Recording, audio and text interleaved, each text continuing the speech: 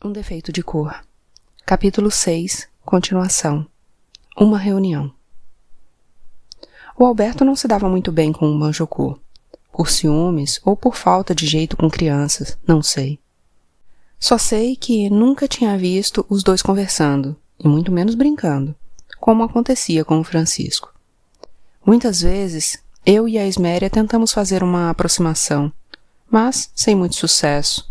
E eu pensava em como ele seria com os próprios filhos, que tanto dizia querer.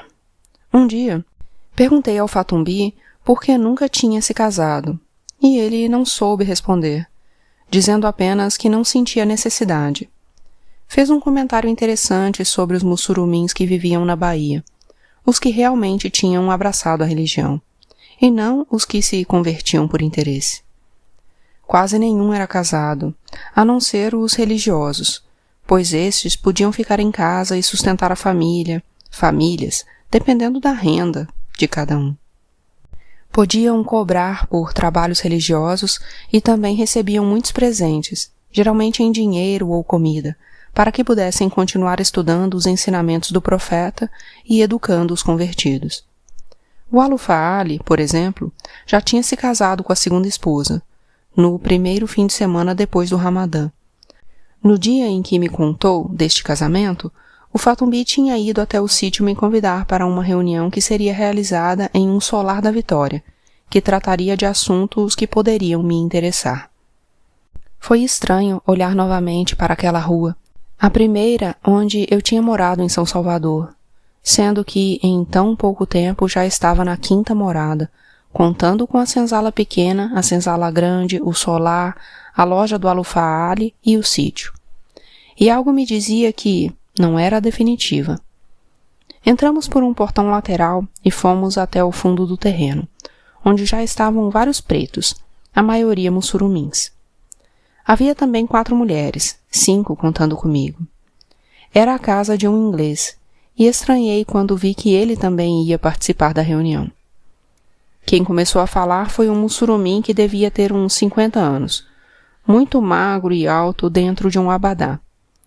O inglês ficou um pouco afastado do grupo em que nós estávamos, e de vez em quando balançava a cabeça, concordando com as palavras do preto. No caminho, o Fatumbi disse que eu teria respondidas algumas das perguntas que vinha fazendo, sobre ingleses estarem mesmo do lado dos pretos. Pelo que percebi, o apoio não era muito direto, mas os ingleses estavam a par de tudo o que acontecia e passavam informações aos seus pretos, que, por sua vez, tratavam de espalhá-las para os outros. O assunto do dia foi o Visconde de Camamu, presidente da província da Bahia, que estava tomando uma série de medidas para reforçar a guarda e evitar pequenas revoltas que estavam acontecendo, principalmente no Recôncavo, em Cachoeira. Para aquela região, ele conseguira, junto à corte, a contratação de mais de 700 homens muito bem armados, que tinham sido solicitados com a desculpa de combater os assaltantes que infestavam as estradas.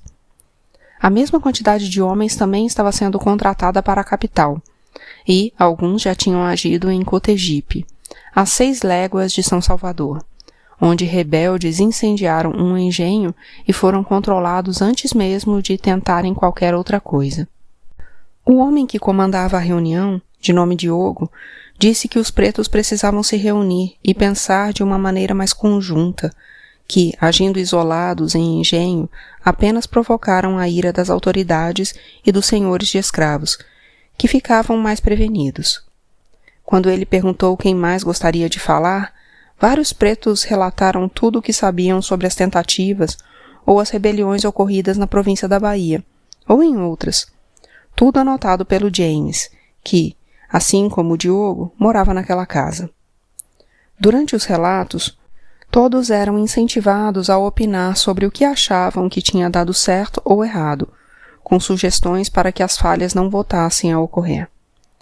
Foi no quintal daquela casa, de um inglês chamado Mellors, que tinham construído uma pequena mesquita mussurumim, uma cabana que só era diferente das outras por causa do teto abobadado, feito de folhas de palmeira. Ao final da reunião, os que eram mussurumins entraram para rezar, e mesmo os que eram apenas curiosos puderam dar uma olhada, menos nós, as mulheres. O Fatumbi pediu que eu o esperasse, pois me acompanharia de volta ao sítio. Confesso que fiquei um pouco decepcionada, pois imaginava que em tais reuniões tratassem de ideias efetivas contra a escravidão, e comentei isso com o Fatumbi. Ele disse que tratavam sim, mais longe das vistas do inglês, dentro da mesquita, e que na hora certa me falaria de alguns planos. Por ora, eu deveria começar observando os navios que transitavam no mar de dentro e no mar de fora, ajudando a denunciar os que poderiam carregar escravos capturados ao norte da ilha do Equador, em África. Já havia alguns anos que estava proibida a entrada no Brasil de escravos vindo da Costa da Mina, por exemplo, que fica acima da linha que divide o mundo em norte e sul. Se fossem descobertos navios carregando escravos aprisionados nas regiões proibidas, os pretos seriam enviados de volta à África, e toda a mercadoria apreendida, se houvesse, poderia ficar para quem o capturasse. Trabalho no qual os ingleses estavam muito empenhados. Mas os comerciantes portugueses e brasileiros não obedeciam à lei, e quando chegavam à Bahia com carga proibida, ficavam por alguns minutos ancorados ao longe e distribuíam os escravos em embarcações menores, que atracavam em qualquer praia da cidade sem passar pela fiscalização do porto. Eu deveria ficar atenta a qualquer movimentação desse tipo e denunciar aos ingleses, que, como recompensa, tinham prometido entregar aos denunciantes parte das armas recolhidas a bordo, o que era muito interessante para quem planejava rebeliões ou algo do gênero. Perguntei ao Fatumbi como reconhecer tais navios, os tumbeiros, e ele disse que geralmente eles eram esperados por uma série de embarcações menores. Eram também barcos mais velhos, para que os donos não perdessem muito dinheiro em caso de abordagem e apreensão. Por isso, apesar do grande lucro cada vez que iam e voltavam da África, os tumbeiros não primavam pela boa conservação e pela segurança dos que transportavam. Quanto à questão do lucro, eu que já achava uma fortuna 2 contos que eu tinha, não conseguia imaginar quanto significava o preço de um escravo multiplicado por 400, 500 e até mesmo por mais de 700 que embarcavam em uma única viagem. O Fatumbi me acompanhou só até o portão, dizendo que tinha algumas coisas a providenciar na cidade. Quando perguntei onde poderia encontrá-lo para avisar caso desconfiasse de algo sobre os tumbeiros, ele mais uma vez não quis revelar. Disse para avisar na loja do Manuel Calafate, que eu já sabia onde ficava, e onde sempre havia alguém que conhecia as providências a tomar. Ao procurar pelo Calafate, eu deveria dizer a senha usada no primeiro dia em que estive com ele para levar o bilhete. Ou então poderia arriscar a casa da Vitória, procurando pelo Diogo ou pelo James, mas nunca deveria falar com alguém que não conhecesse. E o Fatumbi lamentou não ter se lembrado de me instruir a olhar bem para os rostos das pessoas que fiquei conhecendo por intermédio dele. Os nomes não importavam, porque cada um podia trocar de nome quantas vezes precisasse, mas as fisionomias teriam que ser muito bem lembradas. O Fatumbi prometeu voltar dentro de 2 ou 3 dias para conversarmos sobre os propósitos daquelas reuniões e sobre a padaria, que já estava quase pronta para ser inaugurada. A novidade. Voltando da reunião, quando entrei em casa não me senti muito bem e, imaginando que poderia ser cansaço, fui para a cama antes mesmo de o Alberto chegar. Sonhei com a Taiwo, segurando uma criança no colo, e acordei quase com certeza de estar pejada. Na manhã seguinte, quando o Alberto acordou, eu me levantei somente para tomar o pequeno almoço com ele e voltei para a cama sem comentar nada sobre o sonho. Primeiro, eu queria ter certeza, e depois não sabia como dar a notícia, não sabia se devia me alegrar ou apenas aceitar, pois continuava achando que aquela não era a hora de ter mais um filho. Chamei a Esméria e pedi que me examinasse. Ela disse que nem precisava, que tinha ficado muito claro o motivo pelo qual vinha me achando estranha nos últimos dias, e, colocando a mão sobre a minha barriga, disse que já ia para 3 meses, quase o mesmo período da sinhazinha, e eu nem tinha percebido. Aliás, não tinha percebido o atraso de um período de regras, mas a Esméria disse que podiam vir mesmo eu já estando pejada, logo no início. Disse também que a beberagem podia falhar, que inclusive já tinha me falado sobre isso quando deitava com o Francisco. Diante de tantas coisas que podiam ter acontecido e não aconteceram, e depois me lembrar que a Taiwo estava feliz no sonho, que queria a criança, provavelmente um menino, como o Babalaô Gunfiditime tinha dito. O Alberto não sabia o que fazer quando contei sobre o filho. Saiu me agarrando e dançando pela sala. Depois dançou com a Esméria e quase pegou o Banjocô no colo, dizendo logo que ele teria um irmão. Disse que tinha certeza de que seria um menino e eu confirmei, acrescentando que seria muito parecido com ele. Abriu uma garrafa de vinho e me permitiu tomar só um pouco, pois não faria bem para a criança. E falou sem parar quando fomos nos sentar na varanda e tomar o vento fresco da noite. Acabou abrindo mais 2 garrafas e bebeu sozinho enquanto contava histórias da infância em Portugal, do pai, de como gostava quando saíam juntos para pescar, não vendo a hora de o filho nascer para que a história se repetisse. Fiquei feliz com a animação dele, que acabou dormindo na varanda, sentado na posição em que estava quando terminou a 3ª garrafa de vinho. Na manhã seguinte, ele não foi trabalhar, com dor de cabeça, e no fim do dia eu já estava bastante irritada com ele andando atrás de mim o tempo todo, dizendo para tomar cuidado com isso, para não fazer aquilo, perguntando se eu não queria me deitar.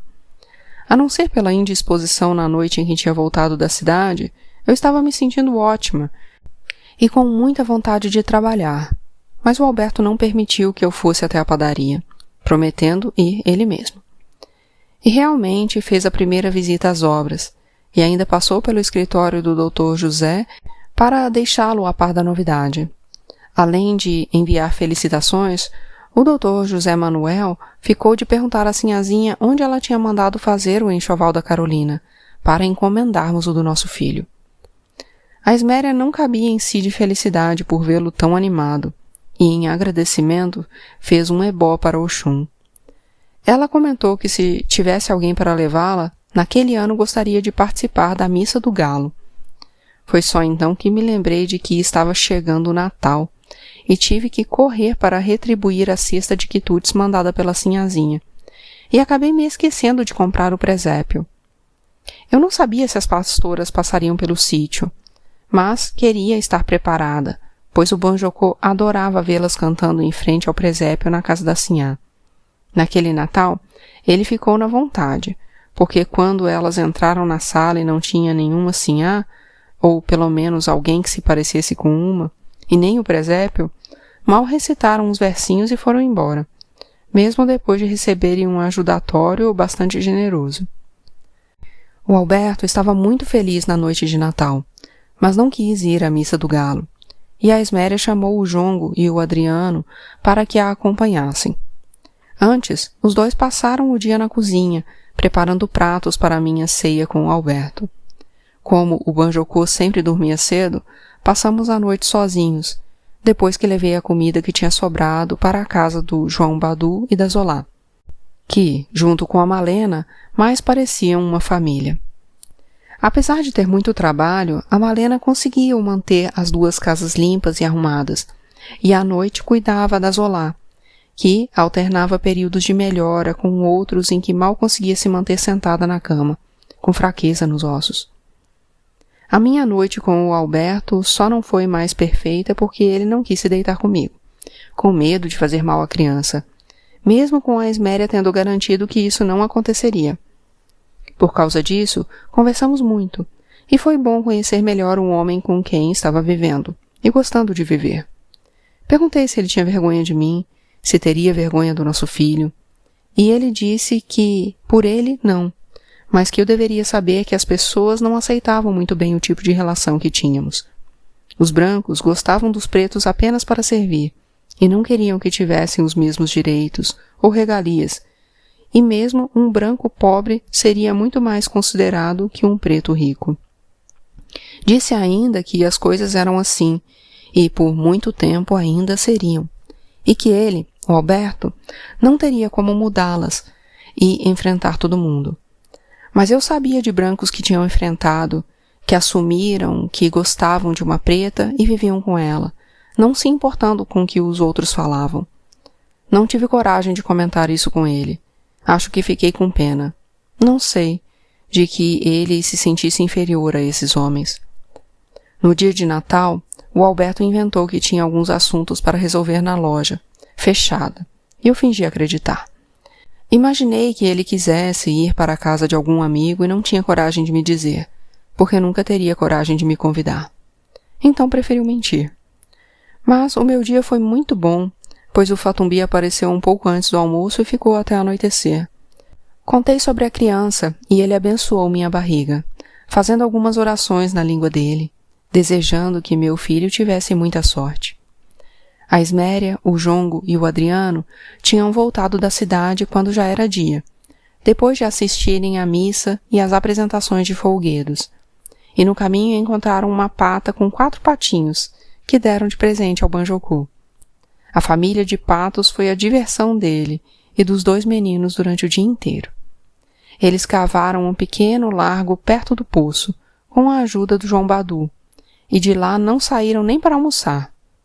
O Mateus e o Tiago, depois dos 2 dias de descanso e engorda, e de um pouco de acanhamento, haviam se tornado companhias perfeitas para o Banjoku, ensinando e aprendendo novas brincadeiras. Depois do almoço, estendemos algumas esteiras à sombra das mangueiras e ficamos conversando, eu, a Esméria e o Fatumbi, e mais tarde o João e o Adriano também se juntaram a nós. O Adriano era calado, apenas respondia às perguntas que fazíamos, mas o Jongo era falante e logo ficamos sabendo que seu nome verdadeiro era Zimba, mas era chamado de Jongo por causa de um folguedo. Ele não pôde nos ensinar o jongo porque precisava de instrumentos, principalmente de um tambor, mas explicou que era um tipo de dança de roda em que as pessoas ficavam cantando pontos ou versos, que continham adivinhas que precisavam ser desamarradas pelos outros jongueiros. A pessoa que conseguisse resolver um ponto propunha outro, sempre cantando, e assim por diante, às vezes varando a noite em tal brincadeira. Apesar de não termos como brincar direito, todos propuseram alguns enigmas, e foi muito divertido. Nos dias seguintes, e até a virada do ano, o Alberto não foi trabalhar, e aproveitamos algumas tardes para levar o Banjoku à praia. De início, o Alberto não queria ir, mas depois que estávamos lá, começou a achar engraçadas as brincadeiras do menino e a se divertir com a alegria dele ao pular uma onda ou a encontrar uma concha diferente. Íamos logo de manhã, ou no final da tarde, quando o sol não estava muito quente, e levávamos comidas e refrescos. O Alberto se descobriu bastante habilidoso para fazer esculturas na areia e atender aos pedidos do Banjoku, e o primeiro deles foi um piano. Quando o menino começou a dedilhar o instrumento esculpido na areia, ele se admirou e disse que compraria um, para que nosso filho também aprendesse. Além da praia, um dia também fomos juntos até a obra, e o Sebastião disse que podíamos marcar a inauguração para daqui uma semana. Na passagem de ano para 1830, o Alberto foi participar dos festejos na cidade, mas preferi ficar no sítio. Acho que para ele foi um bom arranjo também, mas na verdade eu não estava com muita vontade de sair. Gostava cada vez mais de ficar em casa, na minha casa, junto de pessoas queridas. Fizemos uma pequena festa no quintal e até mesmo a Zolá apareceu, embora por pouco tempo. Em um instante, observando uma troca de olhares entre o Jongo e o Adriano, eu me lembrei do Lourenço. Os dois eram muito discretos, e nem mesmo o João Badu tinha reclamado novamente, embora não trocasse palavras com eles. Mas estava uma noite bonita, de lua clara, e por um breve instante, um deles olhou para o outro com muito carinho, o que me fez recordar que eram homem e mulher um para o outro, e associar essa ideia ao que o Sr. José Carlos tinha feito ao Lourenço. Não que houvesse semelhança nos gestos ou nos atos, mas foi o que me veio à cabeça, e eu tive muita pena do Lourenço. Ele fora obrigado a desistir dos planos que tínhamos feito, como fugir para um quilombo e criar nossos filhos. A vida que eu levava naquele momento era muito melhor do que eu sequer podia imaginar e, provavelmente, a dele era muito pior. Fiquei imaginando que teria sido bom se ele tivesse conseguido fugir para a África, onde tinha família grande, que gostaria dele do jeito que estivesse, mesmo capado. Com estes pensamentos, me despedi de todos e fui para o quarto, porque não aguentava mais segurar as lágrimas, compreendendo, pela primeira vez, que todo o acontecido com o Lourenço tinha sido por minha causa. Achei bom que o Alberto não tivesse voltado da cidade, para eu poder passar a noite sozinha, acordada e chorando, sem ter que explicar. Na manhã seguinte, conversei com a Esméria, que quis saber o motivo dos olhos inchados, e ela disse para eu tirar aquilo da cabeça, pois não tive culpa de nada, que ele agiu do jeito que tinha achado que precisava agir, mas nenhum argumento me convenceu, e eu só pensava em fazer algo para ajudá-lo, se é que ele aceitaria a ajuda minha.